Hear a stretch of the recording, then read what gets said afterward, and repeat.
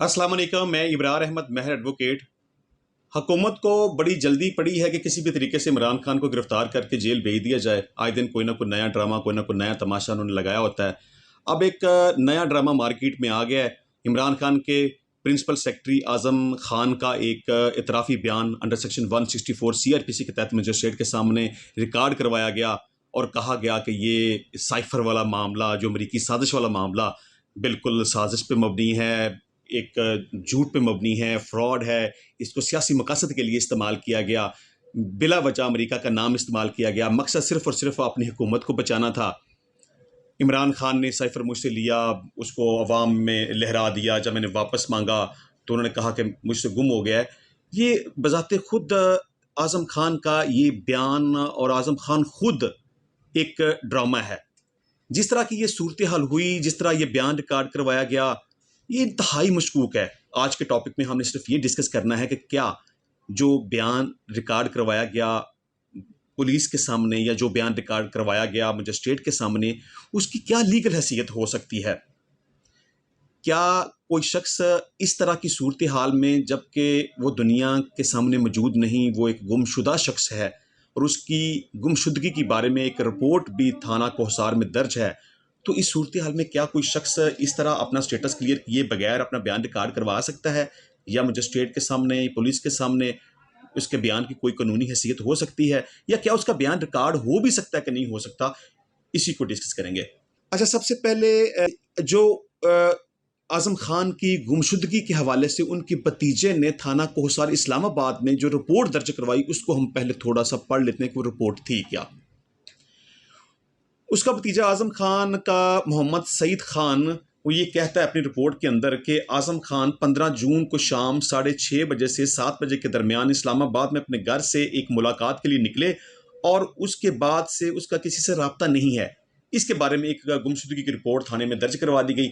अब यहाँ पे सबसे पहला क्वेश्चन ये है कि एक गुमशुदा शख्स जिसका स्टेटस क्लियर नहीं है और वो लापता है, उसके बारे में रिपोर्ट दर्ज हुई हुई है, वो मंजर आम पे नहीं आता, क्या उसका बयान 164 के तहत रिकॉर्ड किया जा सकता है?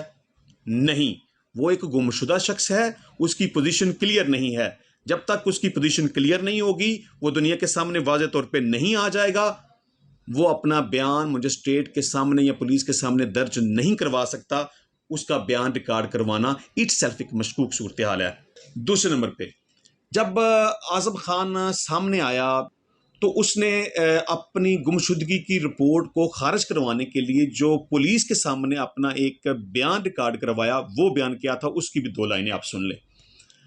वो कहता है कि वो अपनी मर्जी से दोस्त के हमरा रूपोश था और उन्होंने अपनी मर्जी से बयान रिकॉर्ड करवाया है।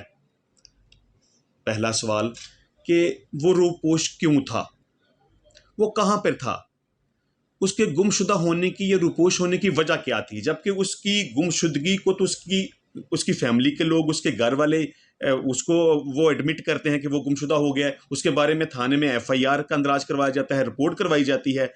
और क्या ऐसा मुमकिन हो सकता है कि कोई शख्स अपनी फैमिली को बताए बगैर इस तरह मंज़र आम से गायब हो जाए और बाद में ये बयान रिकॉर्ड करवा दे कि वो अपनी मर्जी से रूपोश हुआ था?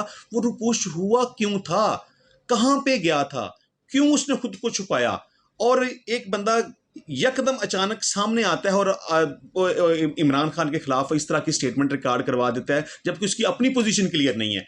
तो इस तरह से उसका जो FIR का गुमशुदगी की रिपोर्ट का होना, वो भी इटसेल्फ एक मशकूक सूरत हाल है। और उस गुमशुदगी की रिपोर्ट को ख़त्म करने के लिए जो अपना बयान रिकॉर्ड करता है कि वो अपनी मर्जी से रूप पूछता, वो भी एक मशकूक सूरत हाल है। इस तरह नहीं होता, किसी को बताए बगैर। खास तौर पे सबसे ज्यादा इंपॉर्टेंट है अपनी अपनी फैमिली, अपनी बीवी, बच्चे, घर वाले, उनको बताए बगैर कोई बंदा किस तरह रूपोश हो सकता है। और रूपोश होने के बाद अचानक सामने आता है और एक स्टेटमेंट रिकॉर्ड करवा देता है कि जी वो साइफर तो वो एक ड्रामा था, एक फ्रॉड था, एक झूठ था, एक सियासी मकसद के लिए उसको इस्तेमाल किया गया। अच्छा, तीसरे नंबर पे ये है कि पहले भी वो इधर ही था। इमरान खान की हुकूमत को तो ख़त्म हुए तकरीबन 1.5 साल के लगभग हो गया। वो चाहता तो इससे पहले भी बयान रिकॉर्ड करवा सकता था। अगर उसे लगता था कि ये सब झूठ है या ड्रामा है या सियासी मकसद के लिए इस्तेमाल किया गया है, तो वो तो इससे पहले भी पुलिस के पास जा सकता था, एफआईए के पास जा सकता था, अपना बयान रिकॉर्ड करवा सकता था, एफआईआर का अंदराज करवा सकता था। इमरान खान के खिलाफ पहले भी तो तकरीबन 200 के लगभग मुकदमात हुए ना, चलें ये भी करवा लेता, चलें 201 हो जाता। उसके बाद उसका 161 का पुलिस के सामने बयान रिकॉर्ड होता, अंडर सेक्शन 164 सीआरपीसी के तहत मजिस्ट्रेट के सामने बयान रिकॉर्ड होता, लेकिन वो पहले मंजर आम पे नहीं आया। यहां सबसे अहम क्वेश्चन ये पैदा होता है कि गुमशुदा होने के बाद क्या ऐसी नौबत आ गई कि उससे को बयान रिकॉर्ड करवाना पड़ा। इससे ये बात समझ आती है कि अगर वो बयान रिकॉर्ड करवाना चाहता या एफआईआर करवाना चाहता तो वो पहले भी करवा सकता था। गुमशुदा होने के बाद, गुमशुदगी की रिपोर्ट हो जाने के बाद अचानक से एक लापता शख्स बयान रिकॉर्ड करवाने आता है, तो इसमें समझना पड़ेगा कि ये नॉर्मल सूरत हाल नहीं है। लगता है कि इसमें कुछ ऐसी चीज है जिसने उसे मजबूर किया। हो सकता है कि उसको धमकाया गया हो, उसकी फैमिली के लोगों को धमकाया गया हो, उसे कोई इस तरह की खतरनाक किस्म की धमकी दी गई हो, या हो सकता है कि ये भी उसे कोई ऐसा कोई लालच वगैरह दिया गया हो कि तुम इस तरह करो। क्योंकि गवर्नमेंट तो तकरीबन 1.5 साल से इस कोशिश में लगी हुई है कि हमारे किसी भी तरीके से हमारे काबू आ जाए, हमारे हत्थे चढ़ जाए, हम उसे जेल भेज दें, उसके खिलाफ मुकदमात बना दें, कोई भी हर तरह का गवर्नमेंट तरीका इस्तेमाल कर रही है।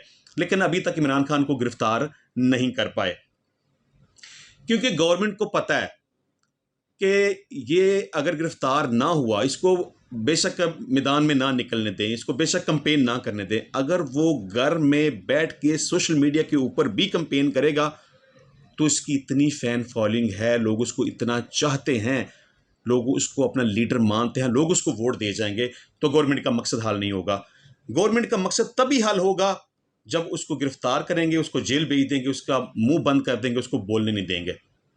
अच्छा, ये एक तो तीसरी बात ये आ गई कि जिस तरह का बयान रिकॉर्ड करवाया गया उसकी गुमशुदगी में, ये इटसेल्फ एक मशकूक सूरत हाल है। चौथे नंबर पे पुलिस के सामने जो बयान रिकॉर्ड करवाया गया साइफर के हवाले से, ये बयान रिकॉर्ड होता है 161 सीआरपीसी के तहत आमतौर पे। अब यहाँ एक क्वेश्चन ये है कि जब एक बंदे के खिलाफ एफआईआर का अंदराज ही नहीं करवाया गया तो पुलिस किस तरह से 161 का बयान रिकॉर्ड कर सकती है। पुलिस के पास कानूनी तौर पर ऐसा कोई इख्तियार मौजूद नहीं है कि वो इस तरह का बयान रिकॉर्ड करे। जब या तो वो मुद्दई होता, उसने कोई एफआईआर करवाई होती, या वो किसी केस का गवाह होता, तो तभी वो अपना बयान पुलिस के सामने 161 के तहत रिकॉर्ड करवा सकता था। एफआईआर होने के बगैर किसी भी शख्स का पुलिस के सामने इस तरह बयान रिकॉर्ड नहीं किया जा सकता। और इसमें दूसरी बड़ी अहम बात है, कानून ये कहता है कि पुलिस की मौजूदगी में इस तरह के इतराफी बयान की कोई हैसियत नहीं है। बयान हमेशा वो होता है जो इंडिपेंडेंट हो, अपनी आजाद मर्जी से हो, पुलिस की कस्टडी में ना हो, ना पुलिस की मौजूदगी में हो, ना पुलिस की कस्टडी में हो, उस बयान की कानूनी हैसियत बनती है। जिस तरह से ये कहा जाता है ना पुलिस के सामने बयान रिकॉर्ड करवाया गया, उसकी कानूनी तौर पे कोई हैसियत नहीं है, और वैसे भी एफआईआर के अंदराज के बगैर बयान रिकॉर्ड किया ही नहीं जा सकता। और इसमें सबसे बड़ी जो यहां पे मिस्टेक कर गए हैं बयान रिकॉर्ड करने में, जो मुझे स्टेट के सामने बयान रिकॉर्ड करवाया गया है। देखें, कानून ये है कि जब किसी शख्स के खिलाफ कोई एफआईआर का अंदराज हो जाए तो इसमें मुद्दई या गवाह या अबडक्टी या व्हाटएवर कोई भी शख्स अगर मजिस्ट्रेट के सामने अपना बयान रिकॉर्ड करवाना चाहेगा तो मजिस्ट्रेट कानूनी तौर पर पाबंद है कि वो मुलजिम को नोटिस करे, दूसरी पार्टी को नोटिस करे, उसको बुलाए कि ये फलां शख्स आपके खिलाफ शहादत रिकॉर्ड करने के लिए आया है, आप आए, उसको फेस करें, उसका बयान सुने, उसके ऊपर जिरा करें, जिरा करने का पूरा पूरा मौका दिया जाता है। इसमें क्या 2-3 अहम बातें हैं कि मजिस्ट्रेट की मौजूदगी में बयान रिकॉर्ड उस वक्त होगा जब एफआईआर का अंदराज होगा, और जब एफआईआर का अंदराज होने के बाद कोई शख्स अपना बयान रिकॉर्ड करवाने आएगा तो मजिस्ट्रेट पाबंद है कानूनी तौर पर मुलजिम को नोटिस करने का, क्योंकि हर सूरत में मुलजिम को मौका दिया जाता है कि वो गवाह जो उसके खिलाफ आया हो उसके ऊपर जिरा कर सके। अगर जिरा का मौका नहीं दिया जाएगा तो उस गवाह के बयान की कानूनी तौर पर कोई हैसियत नहीं रह जाएगी। अब इस केस के अंदर जिस तरीके से 164 के तहत बयान रिकॉर्ड कराया गया है, बगैर FIR के, बगैर नोटिस किए, बगैर मुलजम को तलब किए, बगैर रिकॉर्ड मंगवाए, बगैर जिरा का मौका दिए, उसका बयान रिकॉर्ड कर लिया। इस रिकॉर्ड की कोई वैल्यू, कोई हैसियत नहीं है। तो जिस तरह के मैंने जितने ये पॉइंट्स बताए हैं कि ये ऐसा नहीं हो सकता कि एक गुमशुदा शख्स अचानक मंजर आम पे आए और कह दे कि जी ये सब झूठ था, फ्रॉड था, ये सियासी मकासद के लिए इस्तेमाल किया गया, ये अमेरिका का जानबूझ के नाम लिया गया, इसका हकीकत से कोई वास्ता नहीं है, ये सब ड्रामा है। बहरहाल अगर पता नहीं, हो सकता है वो ड्रामा है या ड्रामा नहीं है, लेकिन कम से कम आजम खान का जिस तरीके से ये बयान सामने आया है, इससे ये जरूर पता चलता है कि आजम खान का ये बयान इटसेल्फ एक ड्रामा है। उसको हरासा किया गया, उसको मजबूर किया गया, उसको डराया गया, उसको धमकाया गया, उसको खौफ दिलाया गया, उसको लालच दिलाया गया, वट कोई भी ऐसी सूरत हाल हो सकती है जिसकी वजह से ये बयान रिकॉर्ड करवाया गया हो। ये बयान नॉर्मल हालात के अंदर नहीं है और ना ही ये बयान इंडिपेंडेंट हैसियत में नजर आता है।